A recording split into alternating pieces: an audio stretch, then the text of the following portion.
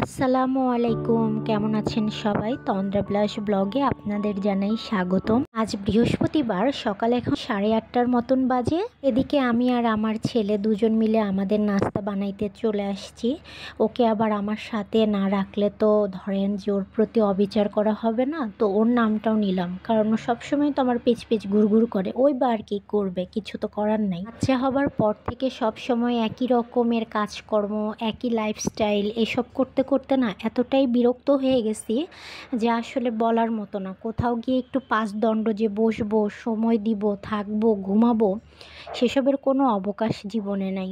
তাই ভাবছিলাম যে এত কিছুর পরেও আলহামদুলিল্লাহ, কারণ আমার একটা ছেলে আছে, আমার সংসার আছে। আসলে জীবনে না দুটো জিনিসের প্রতি লক্ষ্য রাখা জরুরি। প্রথম কি করতে হবে, দ্বিতীয় কি ছাড়তে হবে। এই কি করতে হবে আর কি ছাড়তে হবে, এই দুটি বিষয় বুঝে গেলে জীবন সহজ হয়ে যায়। আমরা কিন্তু বেশিরভাগ সময়ই কেবল কি করতে হবে এই উত্তরটাই অনুসন্ধান করি। আচ্ছা, কখনো কি ভাবা হয়েছে কি ছাড়তে হবে? কিছু করার চেয়ে ছাড়ার ব্যাপারটা বেশি গুরুত্বপূর্ণ। সকালের নাস্তা তো কমপ্লিট করলাম, এখন দুপুরেরটাও তো করতে হবে। তো বাবুর জন্য একটু ঢেঁড়স ভাজি করব, আমার জন্য সাথে করে নিব। পরে আসলে মেন রান্নাটা করব, কারণ এখন ঝটপট রান্না করে ওকে খাওয়াই দিয়ে ওকে ঘুম পাড়ায় দিতে হবে। এই যে দেখছেন, ওকে নিয়ে তো রান্নাবাড়ি কিচ্ছু করা যায় না, তো যতটা তাড়াতাড়ি করা যায়। তো যে জিনিসটা বলছিলাম আর কি, জীবন থেকে যেসব জিনিস ছাড়লে জীবন সুন্দর হয়, সবার আগে সেসব জিনিসগুলো জীবন থেকে বাদ দিতে হয়। বন্ধুর কথাই যদি আমরা বলি, আচ্ছা ভাবেন তো, আপনার সব বন্ধু কি আসলে আপনার বন্ধু হয়? বন্ধুত্বর ব্যাপারটা টিকিয়ে হলে আপনাকে কিছু বন্ধু ছাড়তে হবে। আবার যদি মানুষের কথা বলি, কখনো কখনো প্রিয় মানুষ থেকেও সরে আসা লাগে। আপনার প্রিয় মানুষটি যখন আপনার যাপিত জীবনকে এক ধরনের তিক্ততার ভেতরে ফেলে দেয়, তখন আপনার জীবন থেকে সেই প্রিয় মানুষটিকেও বাদ দিতে হবে। এমন কারো সাথে থাকা উচিত না যে যাকে গেলাও যায় না, আবার ফেলেও দেয়া যায় না। আচ্ছা, আমরা পরীক্ষার আগের রাতে কি পুরা বই পড়ি বলেন? কখনোই কিন্তু পুরা বই পড়ি না, পড়তে পারবও না। গুরুত্বপূর্ণ অধ্যায়গুলো পড়ি, বাকিগুলো ছেড়ে দিই। জীবনও একটা পরীক্ষা, সময় বড্ড সীমিত। এই সীমিত সময়ের ভেতরে আপনি আমি পুরো বই শেষ করতে পারবো না। আপনাকে আমাকে এই জীবনের পরীক্ষায় পাশ করতে হলে কিছু অধ্যায় ছেড়ে আসতে হবে। কিছু করার আগে কিছু ছাড়তে চেষ্টা করলে জীবন সহজ এবং সুন্দর হয়ে যাবে ইনশাল্লাহ। আপনারা দেখছেন আমি কিভাবে রান্না করি, কিভাবে জীবনযাপন করি। এইভাবেই জীবনযাপন করি। তো ওই যে বললাম না, রান্না করছি আর ওকে এখানে ছেড়ে রাখছি, ও এখানে সব দুষ্টামি ফাজলামি করবে যাতে আমার রান্নাটা হয়ে যায়। ওই যে কিছু ছেড়ে কিছু ধরার মতো ব্যাপার আর কি। এদিকে একটু ভাত বসায় দিলাম, আবার দুধটাও গরম করে নিব। আপাতত তো দুপুরের খাবারটা হলো, বাকিটা তো পরে দেখতেছে। আগে দুপুরে খাবার খেয়ে পেটটা ঠান্ডা করি। আর এই যে জুতার র্যাক থেকে সব জুতা বের করে জুতা খাচ্ছে, মানে ওকে আমি কোনোভাবেই সামলাইতে পারি না। তারপরে তাকে আবার গোছল টোছল করাই দিলাম, করাই দিয়ে এখন আবার একটু ঘুম পাড়ায় দিব। তো এদিকে বেড টেডও সব কিছু গুছায় ফেলছি, ঘরটর যতটুকু গোছানো যায় ততটুকু আমি গোছানো কমপ্লিট। যেটুকু না করলেই না আর কি, সেইটুকুই করলাম। বাবু আবার ইদানিং করে কি, ও একটানা মাছ মাংস খেতে চায় না। যদিও মাছটা কম খায়, তবে ভাজিটা দিলে না খুব সুন্দর করে খায়। তো বাবুকে খাওয়ায় দাওয়ায় ঘুম পাড়ায় দিয়ে আসলাম, এসে এখন চলে আসলাম আমাদের রাতের রান্নাটা করতে। আজকে হচ্ছে চিংড়ি আর ধুন্দুল দিয়ে রান্না করব, যেটাকে পাবনার ভাষায় বলে পুল্লা। তো পুল্লা বলতে আমি স্বাচ্ছন্দ্য বোধ করি, যেটা সত্যি কথা। তো আমি এদিকে হচ্ছে চিংড়িগুলা তেলের মধ্যে ভেজে নিচ্ছি, কারণ চিংড়ির যে ফ্লেভারটা আছে ওইটা পেঁয়াজের মধ্যেও যাবে, আবার দেখা যাবে যখন পুল্লাটা কষাবো তখন ওই কষানোর মধ্যেও চলে যাবে ফ্লেভারটা। তো এই জন্য আমি এইভাবেই রান্না করি। দিন বাসায় একা একা থাকি, তো তারপরে পড়ালেখা কিছুদিন আগে শেষ করছি। কিছুদিন আগে না, এটা ভুল হবে, 2 বছর আগে শেষ করছি, এর মধ্যে বেবি।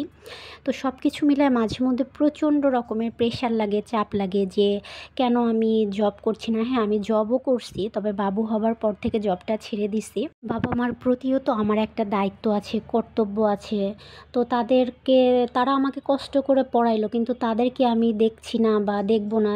আমরা তো 4 বোন, আমাদের কোনো ভাই নাই। তো বাবা মার দায়িত্বটাও নিতে হবে। তো সব কিছু মিলায় আমি প্রচণ্ড হাইপার হয়ে যায় মাঝে মধ্যে, আমার খুব বিরক্ত লাগে।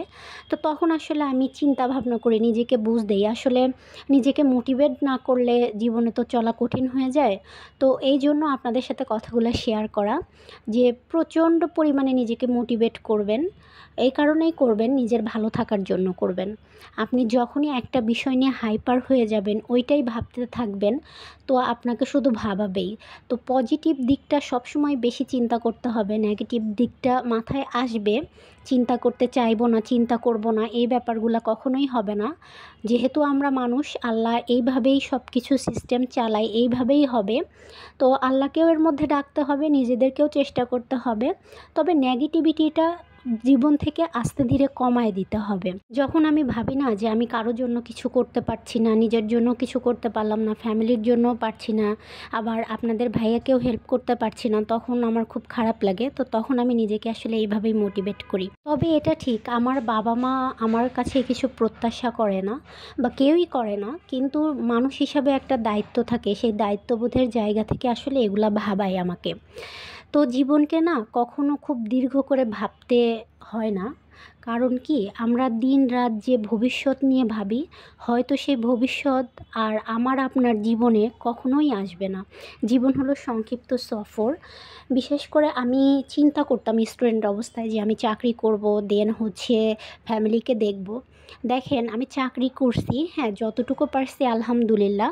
তো তারপরে এখন কি আমি প্রপারলি ওইভাবে করতে পারি? মানুষের জীবন কখন কোথায় কিভাবে মুভ করে বা কি হয়, এটা আসলে আমরা কেউই জানি না। চোখের পলকে মানে একটা কিছু নিমেষেই গড়ে যাচ্ছে, নিমেষেই শেষ হয়ে যাচ্ছে। তো আপনাদের সাথে কথা বলতে বলতে এদিকে আমি চিংড়ি আর পোলাটা খুব সুন্দর করে কষায় নিচ্ছি। যত কষানো যাবে তত টেস্ট হবে, এটা তো আমরা সবাই জানি। এদিকে এত তাড়াহুড়া করে রান্না করতেছি, একটা অঘটন ঘটে গেল। মরিচের যে কৌটাটা ছিল ওইটা গেল ভেঙে। তো আবার নতুন করে ওগুলা পরিষ্কার টরিষ্কার করে নতুন করে রিফিল করলাম, মরিচগুলো আবার ঢাললাম। দেখ, তাড়াহুড়ার কাজ না কখনো কোনো রকম ভালো হয় না। তাড়াহুড়ো করে মরিচ এমনিতে তুলছি না, হাত প্রচণ্ড রকমের জ্বলা শুরু করছে। এখন এই হাত জ্বলা যে কখন ঠিক হবে, আর এর মধ্যে যদি বাবু উঠে যায় তাহলে তো আর এক কাহিনী হয়ে যাবে। এখন বেজে গেছে 2টার মতন। তো বাবু তো উঠলে মাঝে মধ্যে খুব তাড়াতাড়ি উঠে পড়ে, আবার মাঝে মধ্যে খুব লেট করে। তো আপনাদের সাথে কথা বলতে বলতে এদিকে আমার তরকারি রান্নাটা শেষ হয়ে গেছে। এখন যাই একটু রেস্ট নেই। তবে এখনও দুপুরের খাবারটা খাইনি, একটু দুপুরের খাবারটা খেয়ে নিব। তারপরে দেখি বাবুর সাথে কতক্ষণ সময় শুয়ে থাকতে পারি। আর সে যদি উঠে যায় তাহলে তো উঠেই গেল, তাইলে আর আমার কোনো রেস্ট টেস্ট কিছু হবে না। তো চলেন আগে খাওয়া দাওয়াটা করে নিই দুপুরে, দেন রেস্ট নেই। তো রেস্ট টেস্ট নিয়ে এখন বেজে গেছে 4:30টার মতন। এদিকে আমার ছেলে উঠে, ওকে আর কি দিব, কি করে দিব মাথায় না পেয়ে একটু বিস্কিট দিছি, যদিও আমি বিস্কিটটা একটু অ্যাভয়েড করি, দেই না, ওকে দিতে চাই না। তারপরেও অলসতার খাতিরে দিলাম যে নে বাবা ধর একটু খা। এদিকে বিস্কিটের উপর যে ক্রিম, চকলেট ক্রিমটা আছে, ওইটা সে সুন্দর করে আঙ্গুল দিয়ে তুলে তুলে চেটে চেটে খাচ্ছে, আমার গায়ে মুছতেছে। তার মুখের অবস্থা তো 12টা। আর যেই দেখছে ভিডিও করা, এখনই এসে ভিডিওর সামনে এসে বসে থাকবে। আর এই দেখেন কি কুটকুট করে সুন্দর করে খাচ্ছে, মাশাল্লাহ। ও খাইতে থাক, চলেন একটু বাহিরটা দেখে আসি। আজকে কি পরিমাণ যে বৃষ্টি হলো, আল্লাহ রে আল্লাহ। যেদিনই ভাবি যে একটু বৃষ্টির দিন খিচুড়ি খাবো, সেই দিনই কী হয় জানেন, আগে আমি দুপুরবেলা রান্নাবাড়ি করে ফেলি, আর বিকালবেলার দিকে হয় বৃষ্টি। তো খিচুড়ি খাওয়ার মুডটাই হয়ে যায় নষ্ট। কারণ খিচুড়ি করলে তার সাথে একটু মাংস না করলে হয় না, বা মাছ ভাজি না করলে হয় না। আর এদিকে তরকারিগুলো করে ফেলি, তো তরকারিগুলোও তো নষ্ট হবে। তো সব কিছু মিলে আর আমার খিচুড়ি আর খাওয়া হচ্ছে না। তো এদিকে আমার ছেলের বিস্কিট খাওয়া শেষ, বৃষ্টিটাও একটু থামছে।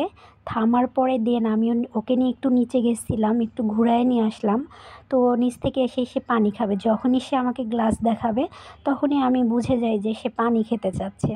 তো তাকে আবার একটু এখন ঝটপট পানি দিয়ে দিই। আস্তে ধীরে কথা শিখলে না জানি আমার মানে 14টা বাজায় ফেলবে। ও এখনই যে পরিমাণ দুষ্টু, কথা না বলেই যে পরিমাণ দুষ্টামি সে আমার সাথে করে, তাতে আমার অবস্থা যে 14টার জায়গায় 18টা হবে এটা আমার বোঝা শেষ। মোবাইলটা ভেঙে ফেলার পর থেকে তো আর মোবাইল পাচ্ছে না, এদিকে মোবাইলও দিচ্ছি না আমি।